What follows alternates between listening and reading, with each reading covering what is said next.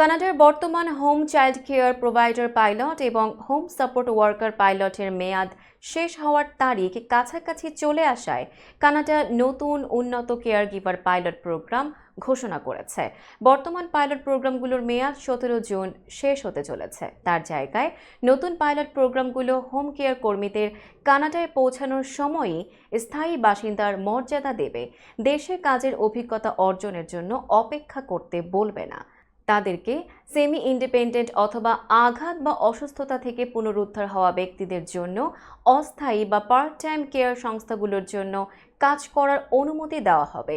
যোগ্য হতে কেয়ার গিভারদের যা যা শর্ত পালন করতে হবে তা হলো কানাডিয়ান ল্যাঙ্গুয়েজ বেঞ্চমার্কসের উপর ভিত্তি করে ন্যূনতম লেভেল 4 অর্জন করা, একটি কানাডিয়ান হাই স্কুল ডিপ্লোমার সমতুল্য ডিগ্রি থাকা, সাম্প্রতিক এবং প্রাসঙ্গিক কাজের অভিজ্ঞতা থাকা এবং একটি ফুল টাইম হোম কেয়ার কাজের জন্য প্রস্তাব পাওয়া।